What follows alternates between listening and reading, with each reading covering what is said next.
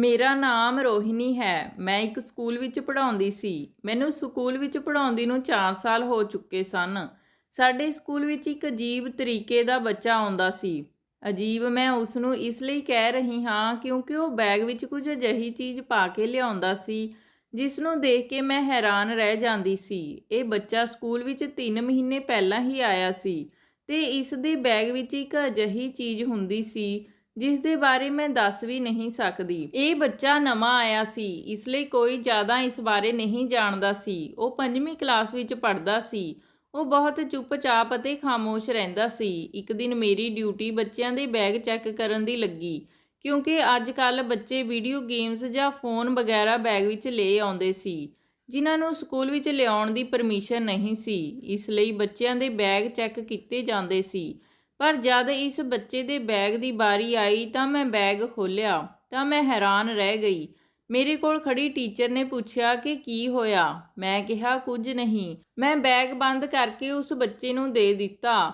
ਪਰ ਮੈਂ ਉਸ ਬੱਚੇ ਨੂੰ ਹੈਰਾਨ ਹੋ ਕੇ ਦੇਖਦੀ ਰਹੀ। ਪਹਿਲਾ ਦਿਨ ਸੀ ਜਦੋਂ ਮੈਂ ਇਹ ਚੈਕਿੰਗ ਕੀਤੀ ਸੀ, ਪਰ ਮੈਂ ਖਾਮੋਸ਼ ਹੋ ਗਈ। ਉਸ ਤੋਂ ਬਾਅਦ ਹੁਣ ਤੱਕ ਮੈਂ ਹੀ ਚੈਕਿੰਗ ਕਰ ਰਹੀ ਸੀ। ਇਸ ਲਈ ਸਕੂਲ ਦੇ ਹੋਰ ਟੀਚਰ ਨੂੰ ਇਹ ਗੱਲ ਪਤਾ ਨਹੀਂ ਸੀ। ਜੇ ਕਿਸੇ ਹੋਰ ਟੀਚਰ ਨੂੰ ਇਹ ਗੱਲ ਪਤਾ ਚੱਲ ਜਾਂਦੀ ਤਾਂ ਉਹ ਸ਼ਾਇਦ ਖਾਮੋਸ਼ ਨਾ ਰਹਿੰਦੀ ਕਿਉਂਕਿ ਮੇਰਾ ਮਾਮਲਾ ਕੁਝ ਹੋਰ ਸੀ। ਮੈਂ ਖੁਦ ਹੀ ਬਹੁਤ ਸੰਭਲ ਕੇ ਘਰ ਤੋਂ ਬਾਹਰ ਨਿਕਲੀ ਸੀ ਜੌਬ ਕਰਨ ਦੇ ਲਈ ਕਿਉਂਕਿ ਮੈਂ ਹੁਣ ਵੀ ਬਹੁਤ ਨਰਵਸ ਹੋ ਜਾਂਦੀ ਸੀ। ਜੇ ਕੋਈ ਮੇਰੇ ਸਾਹਮਣੇ ਆ ਜਾਂਦਾ ਤਾਂ ਮੈਂ ਡਰ ਜਾਂਦੀ ਸੀ ਤੇ ਬਹੁਤ ਮੁਸ਼ਕਿਲ ਨਾਲ ਆਪਣੇ ਆਪ ਨੂੰ ਸੰਭਾਲਦੀ ਸੀ। ਮੇਰੇ ਵਿੱਚ ਕੌਨਫੀਡੈਂਸ ਦੀ ਬਹੁਤ ਕਮੀ ਸੀ।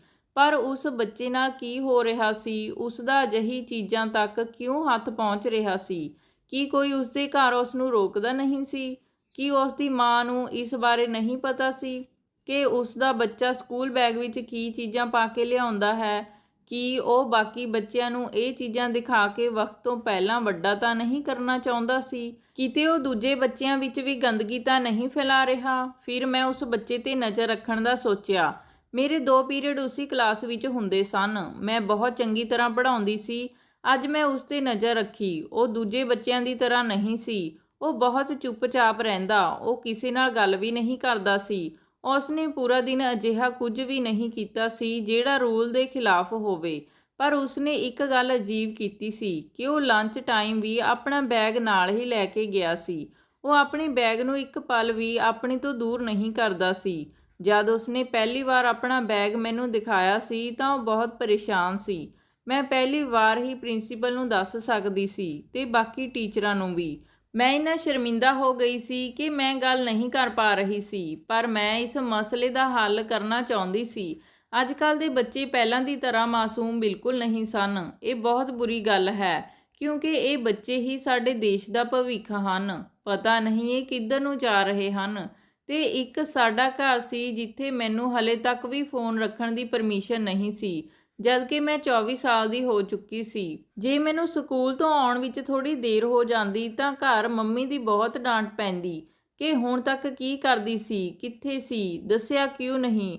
ਮੈਂ ਕਿਹਾ ਦੱਸਦੀ ਕਿਵੇਂ, ਇੱਕ ਮੈਨੂੰ ਛੋਟਾ ਜਿਹਾ ਫੋਨ ਲੈ ਦਿਓ, ਸਿਰਫ ਸੁਣਨ ਵਾਸਤੇ ਰੱਖ ਲਵਾਂਗੀ।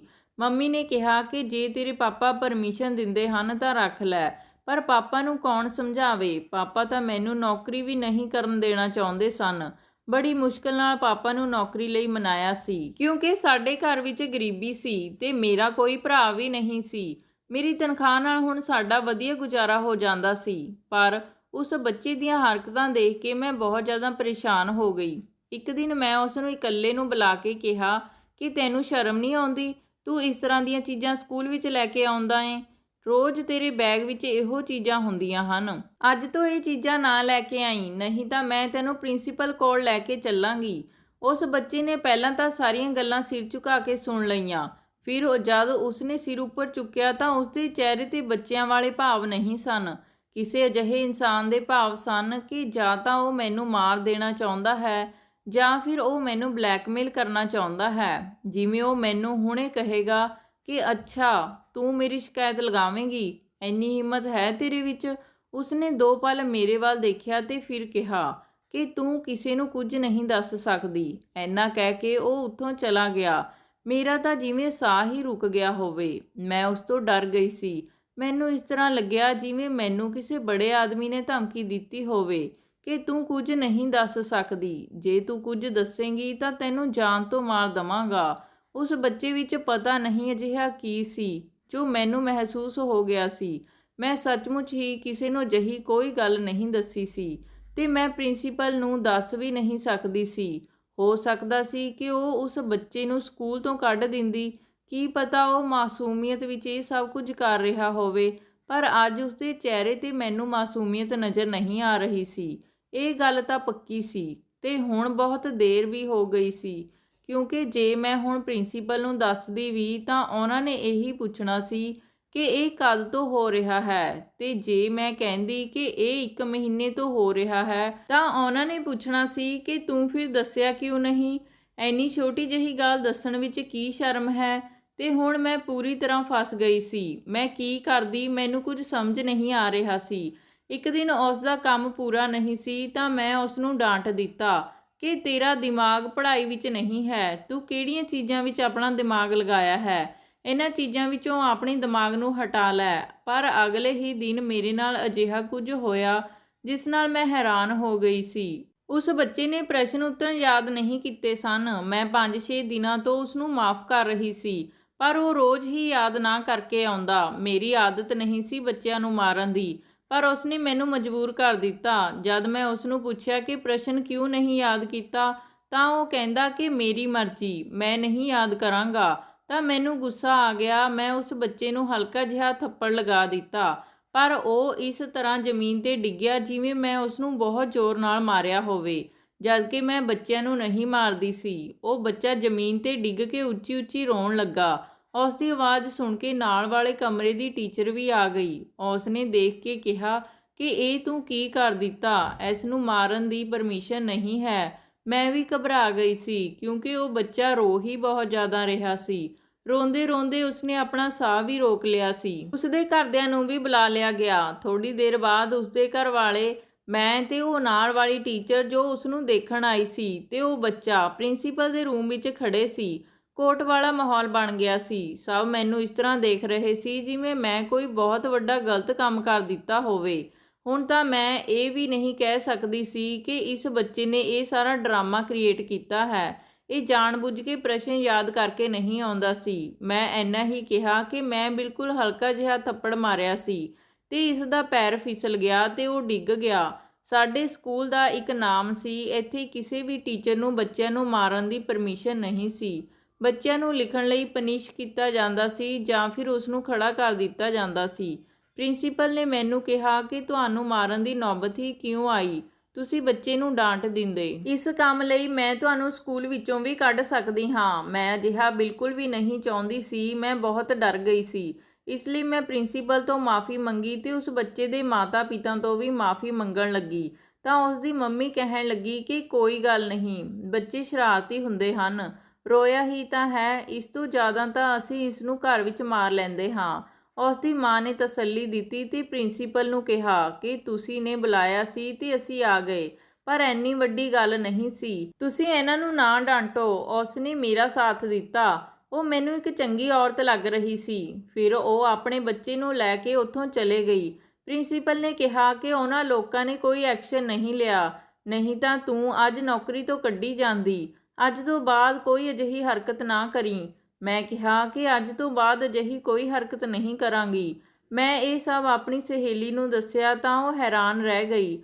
ਉਸ ਨੇ ਕਿਹਾ ਕਿ ਤੂੰ ਇਹ ਗੱਲ ਦੱਸੀ ਕਿਉਂ ਨਹੀਂ? ਤਾਂ ਮੈਂ ਕਿਹਾ ਕਿ ਉਹ ਬੱਚਾ ਬਹੁਤ ਜ਼ਿਆਦਾ ਚਲਾਕ ਹੈ। ਉਸ ਨੇ ਐਡਾ ਵੱਡਾ ਡਰਾਮਾ ਕਰ ਦਿੱਤਾ ਕਿ ਉਸ ਦੀ ਵਜ੍ਹਾ ਨਾਲ ਮੈਨੂੰ ਨੌਕਰੀ ਤੋਂ ਕੱਢਿਆ ਜਾ ਸਕਦਾ ਸੀ। ਜੇ ਮੈਂ ਦੱਸ ਵੀ ਦਿੰਦੀ ਤਾਂ ਉਸ ਨੇ ਮੁੱਕਰ ਜਾਣਾ ਸੀ। ਉਹ ਕਿੰਨਾ ਸ਼ਰਾਰਤੀ ਹੈ। ਸ਼ਾਇਦ ਉਸਦੀ ਮਾਂ ਵੀ ਸਭ ਜਾਣਦੀ ਹੈ, ਇਸੇ ਲਈ ਉਸਨੇ ਮੇਰੀ ਹਮਾਇਤ ਕੀਤੀ। ਇਸੇ ਲਈ ਤਾਂ ਕੁਝ ਹੋਰ ਹੀ ਸੋਚਣਾ ਹੋਵੇਗਾ। ਫਿਰ ਮੈਂ ਉਸ ਬੱਚੇ ਨਾਲ ਪਿਆਰ ਨਾਲ ਪੇਸ਼ ਆਉਣ ਲੱਗੀ। ਹੁਣ ਮੈਂ ਵੀ ਚਲਾਕੀ ਕਰਾਂਗੀ। ਹੁਣ ਮੈਨੂੰ ਕੁਝ ਅਜਿਹਾ ਕਰਨਾ ਸੀ ਜਿਸ ਨਾਲ ਮੇਰੀ ਨੌਕਰੀ ਨੂੰ ਵੀ ਖਤਰਾ ਨਾ ਹੋਵੇ। ਮੈਨੂੰ ਉਸ ਬੱਚੇ ਦੀ ਮਾਂ ਬਹੁਤ ਚੰਗੀ ਲੱਗੀ ਸੀ। ਸ਼ਾਇਦ ਉਹ ਆਪਣੇ ਬੱਚੇ ਬਾਰੇ ਬਹੁਤ ਕੁਝ ਜਾਣਦੀ ਸੀ। ਇਸ ਲਈ ਮੈਂ ਸੋਚਿਆ ਕਿ ਮੈਨੂੰ ਉਸਦੀ ਮਾਂ ਨਾਲ ਗੱਲ ਕਰਨੀ ਚਾਹੀਦੀ ਹੈ, ਪਰ ਮੇਰੇ ਕੋਲ ਉਸਦਾ ਨੰਬਰ ਨਹੀਂ ਸੀ। ਫਿਰ ਮੈਂ ਉਸ ਬੱਚੇ ਦੀ ਡਾਇਰੀ 'ਤੇ ਦੇਖਿਆ ਤਾਂ ਮੈਨੂੰ ਉਸਦੀ ਡਾਇਰੀ 'ਤੇ ਉਸਦੇ ਮੰਮੀ ਤੇ ਪਾਪਾ ਦੋਨਾਂ ਦਾ ਨੰਬਰ ਮਿਲ ਗਿਆ। ਮੈਂ ਉਸਦੀ ਮੰਮੀ ਦਾ ਨੰਬਰ ਕਾਪੀ ਕਰ ਲਿਆ ਤੇ ਫਿਰ ਘਰ ਜਾ ਕੇ ਉਸਦੀ ਮੰਮੀ ਨੂੰ ਕਾਲ ਲਗਾਈ, ਪਰ ਉਸਨੇ ਫ਼ੋਨ ਨਹੀਂ ਚੁੱਕਿਆ। ਮੈਂ ਫਿਰ ਤੋਂ ਕਾਲ ਕੀਤੀ ਤਾਂ ਉਸਦੀ ਮੰਮੀ ਨੇ ਫ਼ੋਨ ਚੁੱਕ ਲਿਆ। ਮੈਂ ਉਹਨਾਂ ਨੂੰ ਆਪਣੇ ਬਾਰੇ ਦੱਸਿਆ ਤੇ ਕਿਹਾ ਕਿ ਜੇ ਬੱਚਾ ਤੁਹਾਡੇ ਕੋਲ ਹੈ ਤਾਂ ਤੁਸੀਂ ਉਸ ਤੋਂ ਸਾਈਡ ਹੋ ਜਾਓ, ਮੈਂ ਤੁਹਾਡੇ ਨਾਲ ਇਕੱਲਿਆਂ ਵਿੱਚ ਕੋਈ ਗੱਲ ਕਰਨੀ ਹੈ। ਤਾਂ ਉਸਦੀ ਮੰਮੀ ਨੇ ਕਿਹਾ ਕਿ ਨਹੀਂ, ਅਜਿਹਾ ਨਹੀਂ ਹੈ, ਤੁਸੀਂ ਬੇਫਿਕਰ ਹੋ ਜਾਓ। ਮੈਂ ਕਿਹਾ ਕਿ ਮੈਂ ਤੁਹਾਨੂੰ ਮਿਲਣਾ ਚਾਹੁੰਦੀ ਹਾਂ, ਪਰ ਸਕੂਲ ਵਿੱਚ ਮੈਂ ਤੁਹਾਨੂੰ ਨਹੀਂ ਮਿਲ ਸਕਦੀ, ਇਸ ਲਈ ਤੁਹਾਨੂੰ ਕਿਤੇ ਬਾਹਰ ਹੀ ਮਿਲਣਾ ਹੋਵੇਗਾ। ਮੈਂ ਕਿਹਾ ਕਿ ਮੈਂ ਤੁਹਾਡੇ ਬੇਟੇ ਬਾਰੇ ਕੋਈ ਜ਼ਰੂਰੀ ਗੱਲ ਕਰਨੀ ਹੈ। ਮੈਂ ਸੋਚਿਆ ਕਿ ਉਹ ਪਰੇਸ਼ਾਨ ਹੋ ਜਾਵੇਗੀ, ਪਰ ਅਜਿਹਾ ਕੁਝ ਨਹੀਂ ਸੀ। ਉਸਨੇ ਕਿਹਾ ਠੀਕ ਹੈ, ਮੈਂ ਤੁਹਾਨੂੰ ਮਿਲਣ ਲਈ ਤਿਆਰ ਹਾਂ। ਮੈਂ ਉਸ ਨੂੰ ਇੱਕ ਜਗ੍ਹਾ ਦੱਸ ਦਿੱਤੀ ਸੀ ਤੇ ਸਕੂਲ ਦੇ ਬਾਅਦ ਦਾ ਟਾਈਮ ਦੇ ਦਿੱਤਾ ਸੀ, ਕਿਉਂਕਿ ਮੈਂ ਸਕੂਲ ਤੋਂ ਬਾਅਦ ਹੀ ਉਸ ਨੂੰ ਮਿਲ ਸਕਦੀ ਸੀ। ਉਸ ਔਰਤ ਨਾਲ ਗੱਲ ਕਰਕੇ ਮੈਨੂੰ ਬਹੁਤ ਚੰਗਾ ਲੱਗਿਆ। ਉਸਨੇ ਚੰਗੇ ਤਰੀਕੇ ਨਾਲ ਮੇਰੀ ਗੱਲ ਸੁਣੀ। ਮੈਂ ਉਸ ਨੂੰ ਦੱਸਿਆ ਕਿ ਤੁਹਾਡਾ ਬੇਟਾ ਆਪਣੇ ਸਕੂਲ ਬੈਗ ਵਿੱਚ ਬਹੁਤ ਹੀ ਅਜੀਬੋ-ਗਰੀਬ ਚੀਜ਼ਾਂ ਲੈ ਕੇ ਆਉਂਦਾ ਹੈ। ਉਸਨੇ ਪੁੱਛਿਆ ਕਿ ਕੀ ਚੀਜ਼ਾਂ ਲੈ ਕੇ ਆਉਂਦਾ ਹੈ, ਤਾਂ ਮੈਂ ਉਸ ਨੂੰ ਕਿਹਾ ਕਿ ਤੁਹਾਡੀਆਂ ਪਰਸਨਲ ਚੀਜ਼ਾਂ ਲੈ ਕੇ ਆਉਂਦਾ ਹੈ। ਜਿਹੜੀ ਔਰਤ ਦੀ ਪਰਸਨਲ ਚੀਜ਼ ਹੁੰਦੀ ਹੈ ਉਹ ਰੋਜ਼ ਯੂਜ਼ ਕਰ ਸਕਦੀ ਹੈ। ਮੈਂ ਉਸ ਨੂੰ ਦੱਸਿਆ ਕਿ ਜਦ ਮੈਂ ਬੱਚੇ ਨਾਲ ਗੱਲ ਕੀਤੀ ਤਾਂ ਉਹ ਮੈਨੂੰ ਟੇਬਲ ਦਿਖਾਉਂਦਾ ਹੈ। ਮੈਂ ਉਸ ਨੂੰ ਇਹ ਵੀ ਦੱਸਿਆ ਕਿ ਉਸ ਦਿਨ ਕੀ ਹੋਇਆ ਸੀ। ਮੈਂ ਉਸ ਨੂੰ ਕਿਹਾ ਕਿ ਮੈਂ ਤੁਹਾਡੇ ਬੱਚੇ ਨੂੰ ਹੱਥ ਵੀ ਨਹੀਂ ਲਗਾਇਆ ਸੀ, ਉਸ ਨੂੰ ਥੱਪੜ ਕਿਹਾ ਵੀ ਨਹੀਂ ਜਾ ਸਕਦਾ, ਬਿਲਕੁਲ ਹਲਕਾ ਜਿਹਾ ਥੱਪੜ ਲਗਾਇਆ ਸੀ ਤਾਂ ਕਿ ਉਸ ਨੂੰ ਬੇਇੱਜ਼ਤੀ ਮਹਿਸੂਸ ਹੋਵੇ ਤੇ ਉਹ ਕੁਐਸਚਨ ਯਾਦ ਕਰਕੇ ਆਵੇ। ਉਸ ਔਰਤ ਨੇ ਮੇਰੀ ਗੱਲ ਧਿਆਨ ਨਾਲ ਸੁਣੀ ਤੇ ਫਿਰ ਮੈਨੂੰ ਇੱਕ ਅਜਿਹੀ ਗੱਲ ਦੱਸੀ ਜਿਸ ਨੂੰ ਸੁਣ ਕੇ ਮੈਂ ਹੈਰਾਨ ਰਹਿ ਗਈ। ਉਸਨੇ ਇੱਕ ਬੱਚੀ ਦੀ ਫੋਟੋ ਦਿਖਾਈ ਤੇ ਕਿਹਾ ਕਿ ਇਹ ਮੇਰੀ ਬੱਚੀ ਹੈ ਤੇ ਜਿਸ ਬੱਚੇ ਦੀ ਤੁਸੀਂ ਗੱਲ ਕਰਦੇ ਹੋ ਉਹ ਮੇਰਾ ਬੱਚਾ ਨਹੀਂ ਹੈ, ਮੈਂ ਉਸਦੀ ਅਸਲੀ ਮਾਂ ਨਹੀਂ ਹਾਂ। ਉਸਨੇ ਕਿਹਾ ਕਿ ਇਸ ਵਿੱਚ ਬੱਚੇ ਦੀ ਕੋਈ ਗਲਤੀ ਨਹੀਂ ਹੈ, ਉਹ ਜੋ ਵੀ ਹਰਕਤਾਂ ਕਰ ਰਿਹਾ ਹੈ ਉਹ ਆਪਣੇ ਹਿਸਾਬ ਨਾਲ ਠੀਕ ਹੀ ਕਰ ਰਿਹਾ ਹੈ।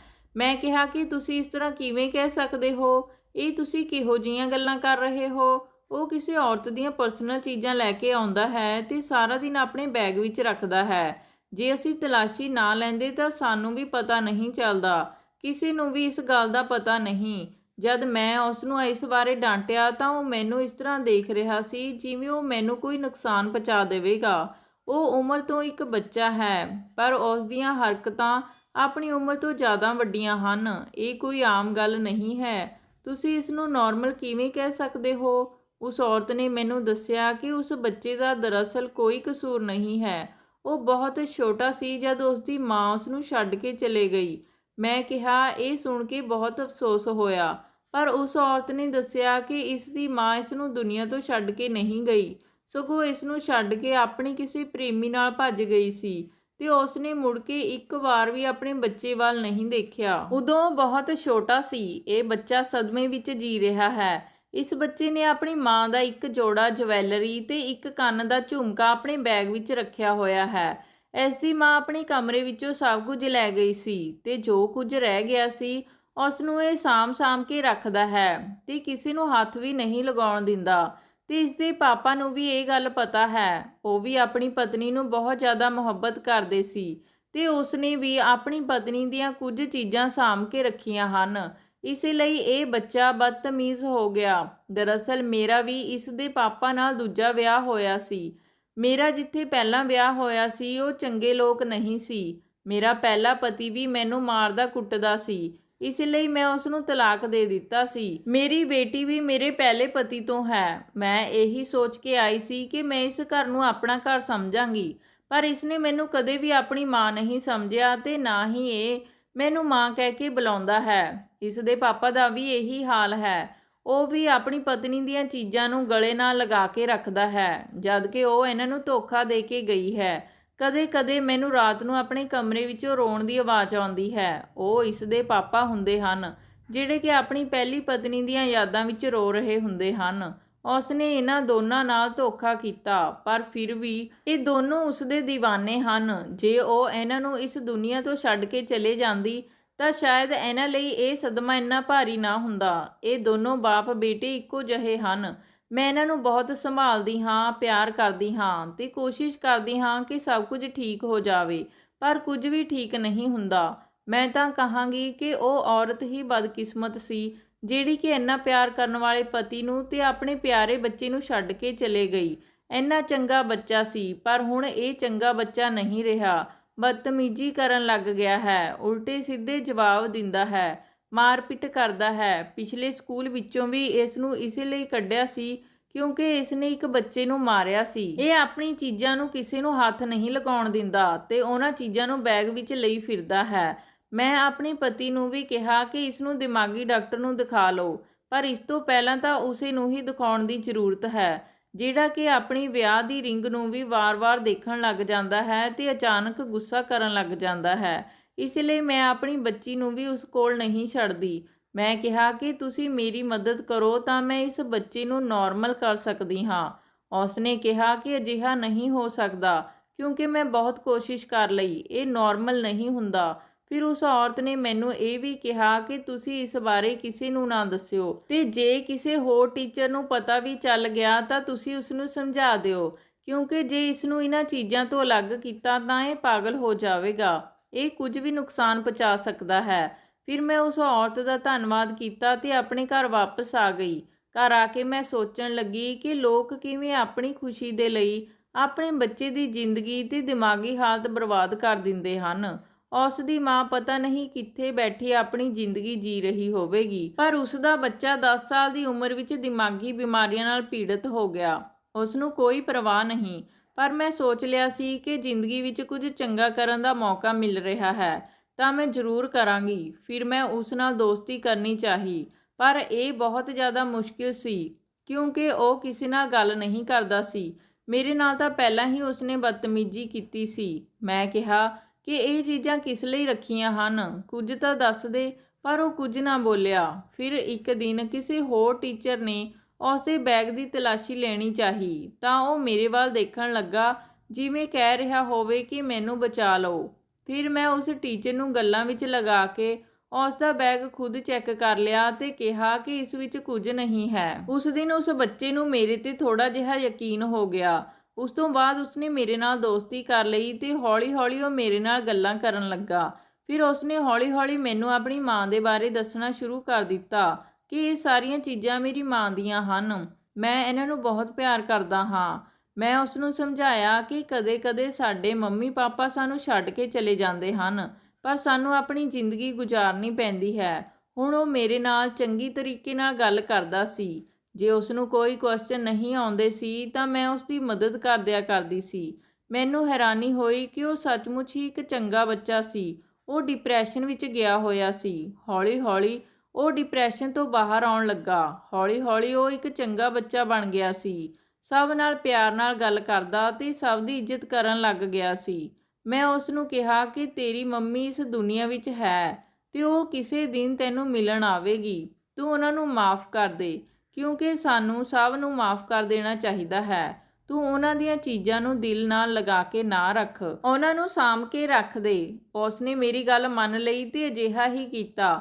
ਫਿਰ ਮੈਂ ਉਸ ਦੀ ਮਾਂ ਨਾਲ ਵੀ ਗੱਲ ਕੀਤੀ ਤੇ ਉਹਨਾਂ ਨੂੰ ਕਿਹਾ ਕਿ ਤੁਸੀਂ ਵੀ ਆਪਣੇ ਪਤੀ ਨੂੰ ਟਾਈਮ ਦਿਓ, ਉਹਨਾਂ ਦੀ ਸੰਭਾਲ ਕਰੋ ਤੇ ਉਸ ਨੂੰ ਆਪਣੀ ਪਹਿਲੀ ਪਤਨੀ ਦੇ ਖਿਆਲਾਂ 'ਚੋਂ ਬਾਹਰ ਕੱਢੋ। ਉਸ ਨੇ ਵੀ ਮੇਰੀ ਗੱਲ ਮੰਨੀ ਤੇ ਆਪਣੇ ਘਰ ਦਾ ਮਾਹੌਲ ਠੀਕ ਕਰਨ ਦੀ ਕੋਸ਼ਿਸ਼ ਕੀਤੀ। ਇਸੇ ਤਰ੍ਹਾਂ ਸਾਡੀ ਗੱਲ ਹੁੰਦੀ ਰਹਿੰਦੀ ਤੇ ਸਾਡੀ ਦੋਸਤੀ ਹੋ ਗਈ। ਹੌਲੀ-ਹੌਲੀ ਉਹਨਾਂ ਦੇ ਘਰ ਦਾ ਮਾਹੌਲ ਠੀਕ ਹੋ ਗਿਆ ਤੇ ਉਹਨਾਂ ਦੀਆਂ ਖੁਸ਼ੀਆਂ ਵਾਪਸ ਆ ਗਈਆਂ। ਮੈਂ ਇਹ ਕੰਮ ਕੋਈ ਸਵਾਰਥ ਲਈ ਨਹੀਂ ਕੀਤਾ ਸੀ ਤੇ ਨਾ ਹੀ ਇਸ ਵਿੱਚ ਮੇਰਾ ਕੋਈ ਮਤਲਬ ਸੀ। ਇਹ ਚੰਗਾ ਕੰਮ ਕਰਨ ਦਾ ਸ਼ਾਇਦ ਮੈਨੂੰ ਇਹ ਗਿਫਟ ਮਿਲਿਆ ਸੀ ਕਿ ਮੇਰਾ ਵਿਆਹ ਵੀ ਇੱਕ ਚੰਗੇ ਘਰ ਵਿੱਚ ਹੋ ਗਿਆ ਸੀ। ਸਭ ਕੁਝ ਠੀਕ ਹੋ ਗਿਆ ਸੀ। ਤਾਂ ਦੋਸਤੋ, ਇਹ ਸੀ ਅੱਜ ਦੀ ਕਹਾਣੀ। ਜੇ ਕਹਾਣੀ ਤੁਹਾਨੂੰ ਵਧੀਆ ਲੱਗੀ ਤਾਂ ਲਾਈਕ ਸ਼ੇਅਰ ਜ਼ਰੂਰ ਕਰ ਦਿਓ ਜੀ ਤੇ ਚੈਨਲ ਨੂੰ ਸਬਸਕ੍ਰਾਈਬ ਕਰਨਾ ਨਾ ਭੁੱਲਿਓ। ਧੰਨਵਾਦ ਜੀ।